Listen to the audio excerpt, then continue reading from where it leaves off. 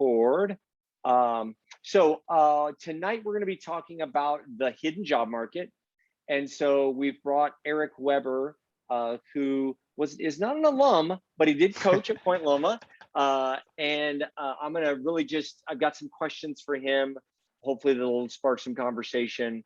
But for those of you that don't know me, my name is Nick Wolf. I am your dedicated career coach. I'm also your professor in several of the programs here in the BBA and the MBA.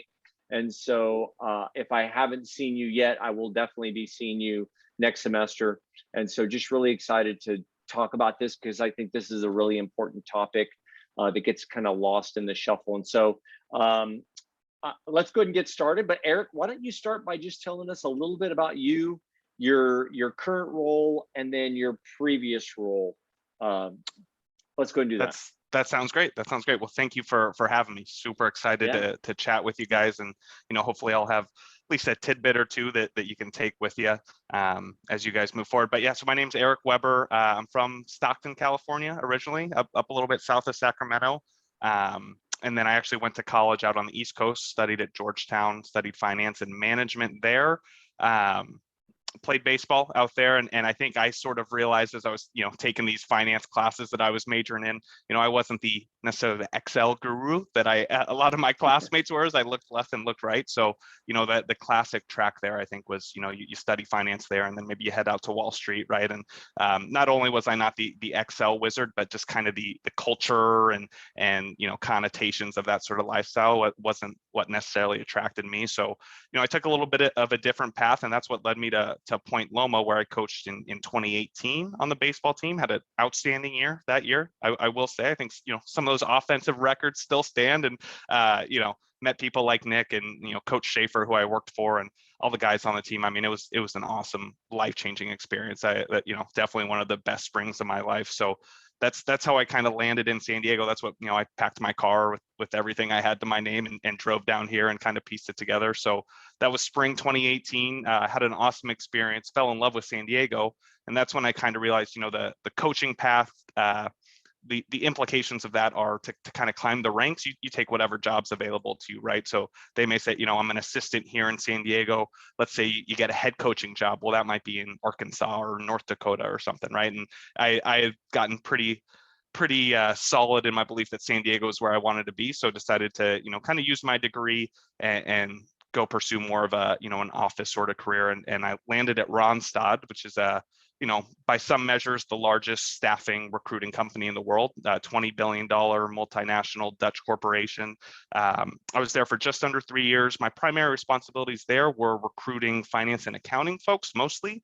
So your staff accountant, senior accountant, folks out of public accounting, your financial analysts, anything from, an AP clerk to a CFO, essentially.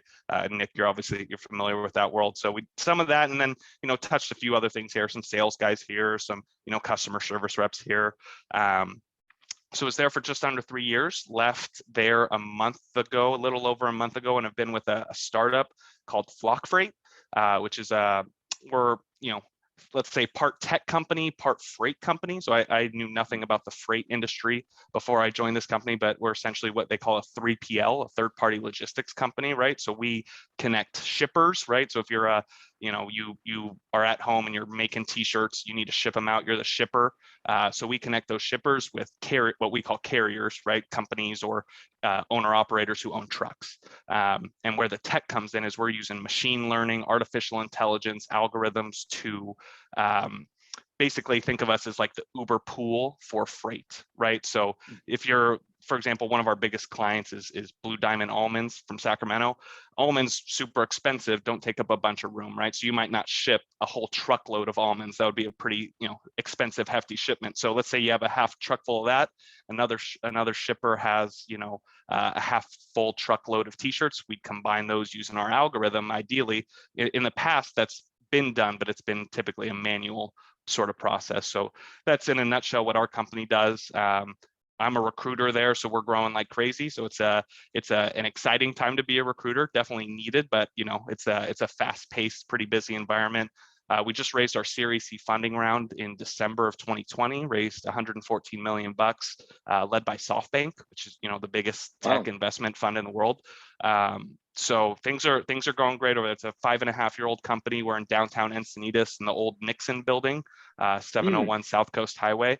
Awesome place to work. I live in PB, so it takes me about a half hour on the nose to get up there, but Encinitas is awesome. I mean, steps from the beach is as Point Loma guys, but that's kind of my journey so far. So I've seen the staffing world, the recruiting world, since transition into in-house corporate recruiting, but definitely passionate about interview prep, the job market, hiring trends. I have friends coming to me all the time just on sort of a personal level, when they're interviewing, and I see their jitters and their preparation, right? And at this point, I feel like a veteran. I feel like not to be arrogant or anything, but I feel like I could sort of ace an interview with one hand tied behind my back. So that's been kind of my journey so far. It's been fun, and excited to chat with you guys. Hopefully that was a good overview, Cool. Nick. That's a great overview, and you could have probably interviewed with one hand behind your back even prior to this. But there's nothing like having some HR experience and actual interviewing people to really make you a better interviewee too. Of course. And so, yeah. So let's just jump right in. What is the hidden job market? So tell us about what that is. Yeah, and this group, Nick, is it undergrads? So is it a mix of both? There's BBAs, which is our Bachelor of Business Administration, kind of non-traditional, and then there's some MBAs in here as well. Okay, perfect. Yeah. So yeah, this I think most of the discussion will kind of align for both, but so the hidden job market, yeah, that's a great question, and it's something I think I was sort of unconsciously participating in when I was at Randstad, right? But I pulled something up just doing a little bit of research for this, and so according to Forbes, only about half of all jobs are ever advertised, right? And I think that's really what the hidden job market is getting at. So a lot of these tend to be senior positions, right? You have a lot of so at Randstad, we're a staffing recruiting firm, but there's a whole other level of executive search firms, right, that are more of they're retainer based. So a company will say, hey, we need a CEO. We'll pay you X amount of money. You're going to go find us a CEO. They're not even necessarily advertising that job, right? The headhunter, the executive search firm is tasked with just finding that person.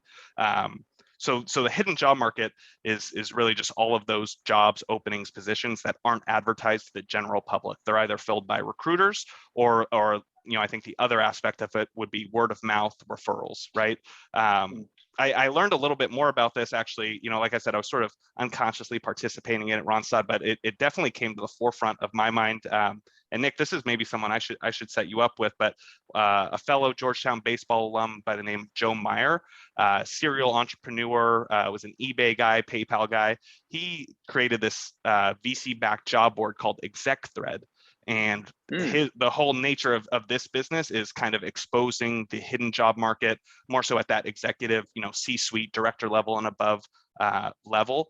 And his premise really ties in a lot to like D&I principles too, because if you think about it, if all these jobs are being spread by word of mouth, right? And we've all probably heard stats about, X percentage of senior executives are white men, right? So if you have all these jobs being, not advertised to the general public, they're word of mouth or they're by these headhunters or recruiters. It's just sort of that nasty self-fulfilling prophecy of, these positions going to folks with similar backgrounds. So I had coffee with him and sort of discussed, and that brought it to kind of the center of my mind. But I think it's just kind of, it is what it is, the hidden job market, right? So it's just at this point a fact of life. So really trying to leverage it, I think, as potential job seekers is the best thing you guys can do. So how do you so even obviously at the executive level, most HR departments don't advertise if they're trying to replace their CFO or but even at the lower level, could you see potentially opportunities that aren't getting posted even at the say mid senior level? Would you say there are potentially opportunities there as well? Definitely. I think that's, I've had experience with those in the past, right? I mean, I think my job at Randstad that I got wasn't necessarily an advertised position, and that was, you know, sort of an entry mid-level position. And I think those tend to be, you still get the recruiters and headhunters in that mix, but I think more typically it's referrals, right? Networking, referrals. A lot of times it may be a backfill. So you had someone who was in the seat, they left, and rather than a company advertising that position, they're just going to go to people in their network and say, hey, I just had this opening come up. You know, Joe left a week ago. He didn't give us any notice. We got to fill this position. You know, anyone good? So it's definitely not exclusive to those, you know, C-level senior positions. Yeah. So how would, say, some of our students, or how would just anybody in general potentially access those jobs if they're not being posted on, you know, on Monster or LinkedIn, or how would they potentially access those? No, I think, you know, it's twofold. I think the best way is to attack kind of both avenues by which, you know, this hidden job market sort of functions. You know, one is the recruiter path, right? So connecting like with someone like myself when I was at Randstad. Typically these folks will be pretty specialized, right? You'll get some generalists, but typically, you know, you're an accounting or finance recruiter, right? Or you're an IT recruiter, you're a sales recruiter. So kind of aligning yourself with one of these folks is a great way to get in there, because, you know, there were dozens of jobs that I worked at Randstad that were part of this hidden job market, right? We had a client who came to us, and these weren't necessarily higher level roles, right? And they came to us for a myriad of reasons, but they came to us with that sort of position. So if you can align yourself with some of these recruiters, I don't think that's ever a bad idea. And that's, you know, there are, I think, certain sort of etiquette things and just sort of like finer points about that. But just in general, I think it's definitely a net positive to find some recruiters in your network, in your area, who you can align yourself with, not only because they might expose you to that job network, but, you know, I would use them as a resource for, you know, interview tips, resume feedback, that sort of thing. Like really use them. Keep in mind, you know, these recruiters and recruiting agencies, like at the end of the day, they are not beholden to candidates, right? A recruiter and a recruiting agency and firm, they are beholden to their clients, the companies who are trying to fill the positions, right? So they may interview 15 people for one job. At the end of the day, only one person's going to get that job. So keep that in mind, you know, when you're working with them, that it may not be, you know, kind of the golden ticket to getting your dream job, but they can still add value in terms of resume feedback, interview things, use them as a resource for that. And I think that the flip side of that, and maybe the more, you know, this is how I got my job at Randstad at Flock Freight, in my new role. It's how I filled my first position within, you know, a couple of weeks of starting my job here, is referrals and networking, right? So think of the people closest to you and then kind of branch out from there. But I think there's all people who we have in our network. You know, for me at Randstad, it was one of my best friends from childhood, right? Who had started there 6 months previously. And this was a guy, obviously, who would vouch for me with no problem, right? So think of your network, family, friends, classmates, alums, right? That's an easy connection. Everyone's online now, right? So I think that's a lot less painstaking than it probably would have been, you know, in previous years, right? But I think as a recent grad, because it's that constant dilemma, right? Of you know, I'm looking for a position, but they're requiring X amount of years of experience, and these hidden jobs.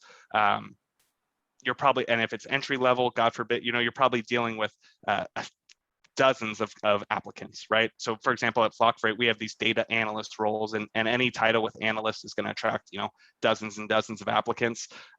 So my job really is to go filter through those and really just cross people off.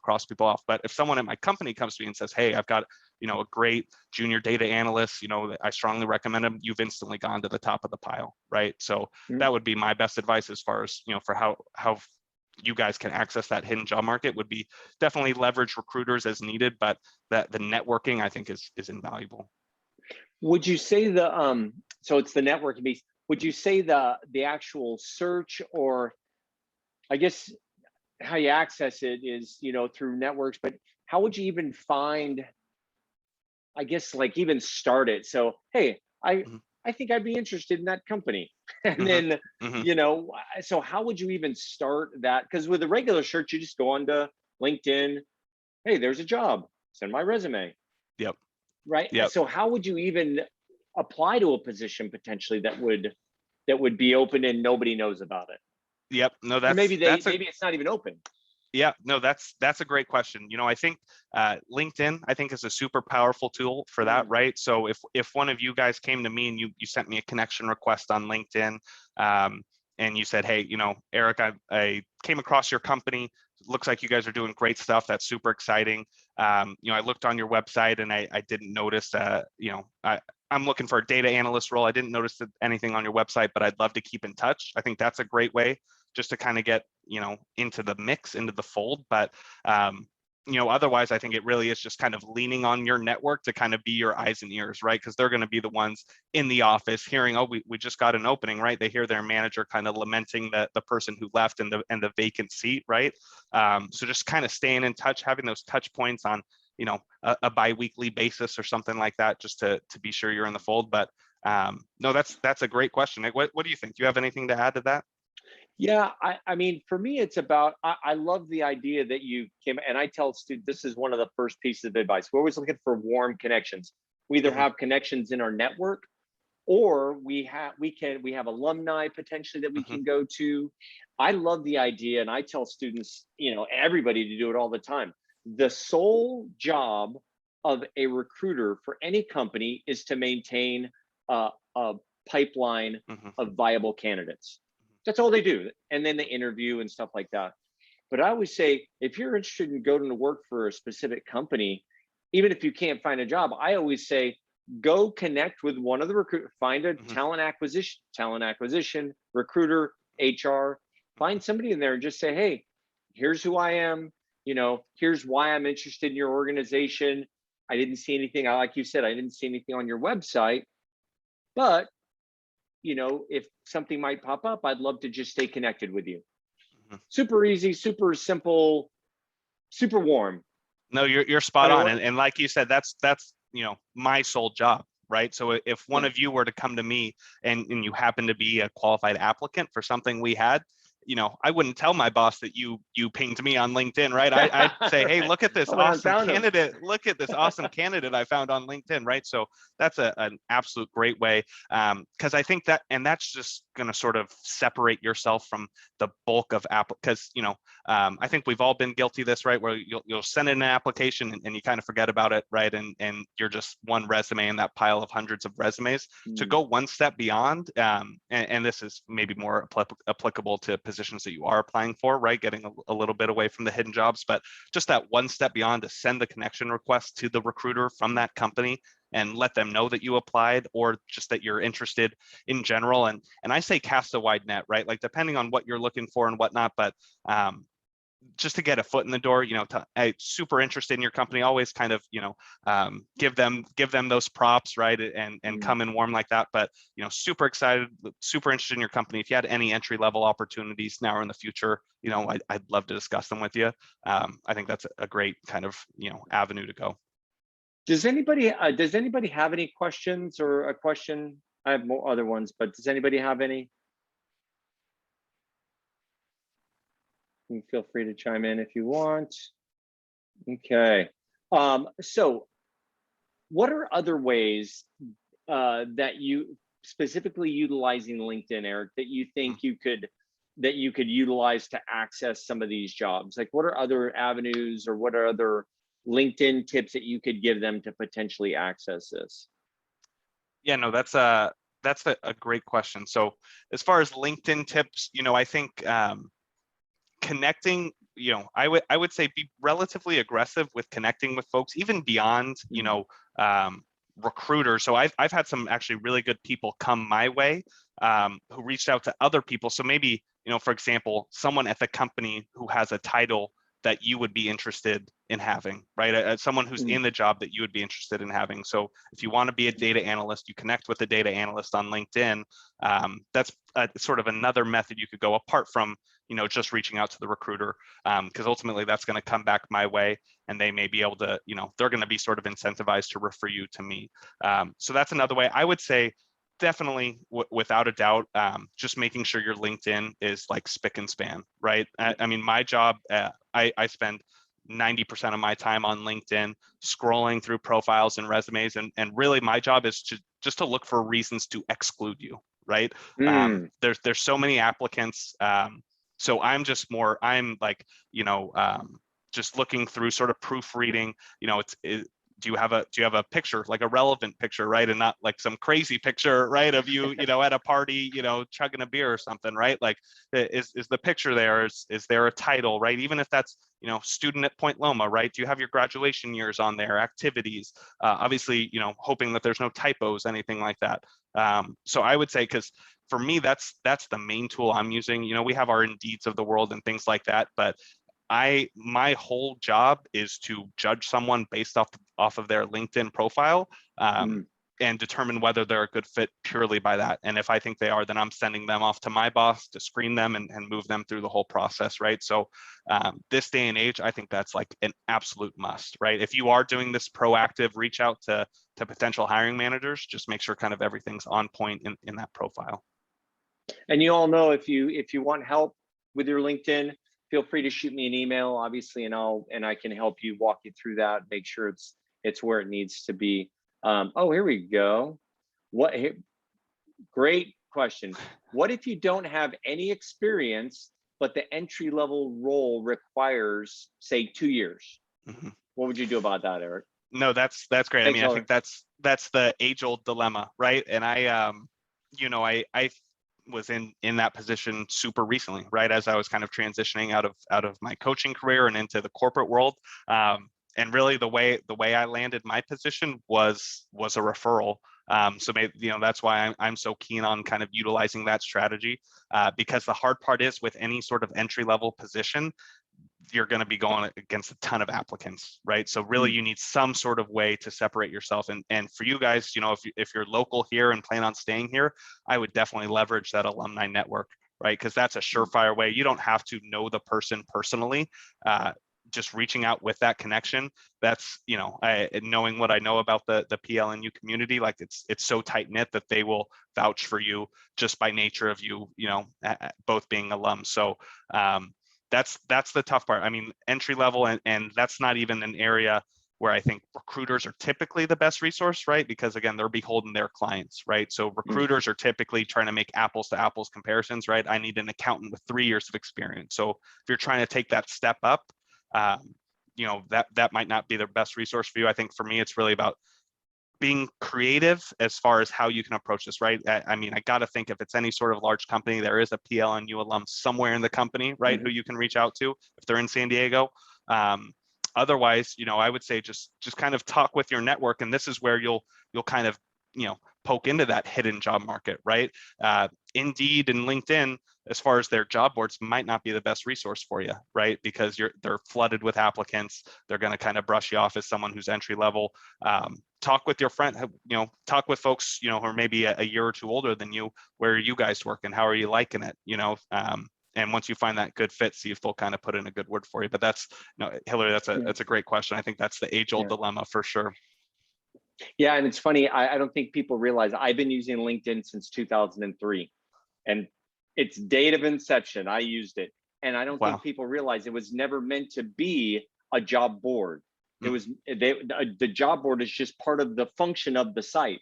It is a networking website, primarily for business professionals. But yeah, the job board is really secondary. I'd also like to add, just for example, I have an MBA student that I'm working with right now.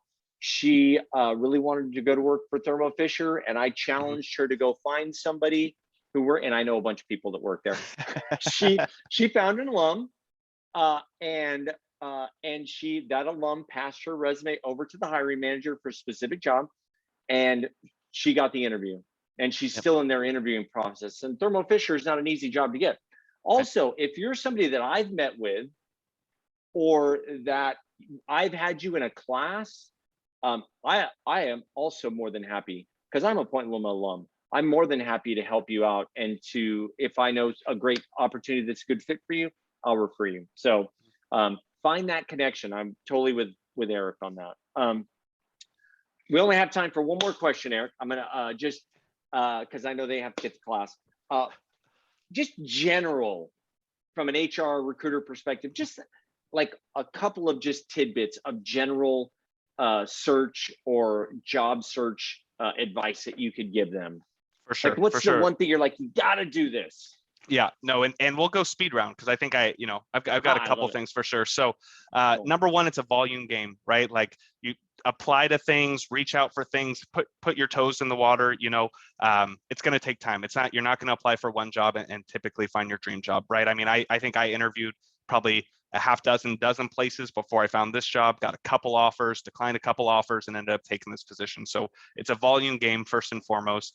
So don't get discouraged, keep track, follow up, but just realize that it will take time, right? And don't let that get you down.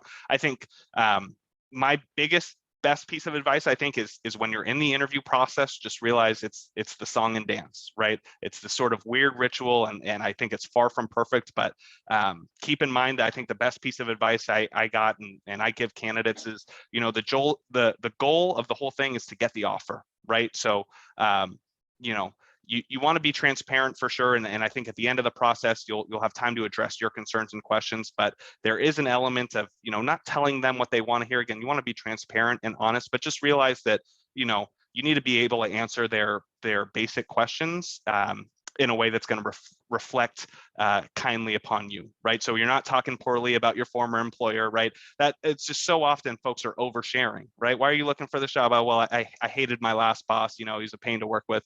You're crossed off. You're done, right? So I just say err on the side of being gracious, professional, right? Bring extra copies of your resume to the interview. Bring something to write with. Those little sort of touches go a long way. The follow-up thank you note after the interview.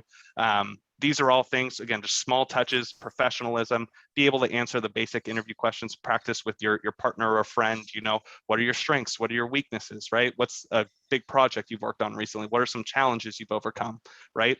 Have good questions ready for the company. Those would be my main piece of advice. But Nick, if you want to pass along my contact info, for sure. I mean, obviously I'm on awesome. I'm on LinkedIn, guys, so you can find me there and connect with me there, but feel free, email is great too, and I'm happy to connect with any of you guys if you have any more kind of specific questions. Appreciate it so much, Eric. And then I might have some data analysts for actually. Perfect. Let me know. We do have a junior role. I'll look through. But I just appreciate you being here. And I will. Yeah, I'll pass along your contact info, or if you have a LinkedIn, which you all should have a LinkedIn, connect with Eric on LinkedIn. Yep. And then just appreciate all the great insight. Really appreciate you. My pleasure. No, thanks for having me on, and I look forward to keeping in touch with the rest of you. Yeah, thanks, Nick. I'll talk to you later. Okay. Thanks, everybody. We'll see you later. Guys. All right. Thank you. Bye-bye. Thanks, guys.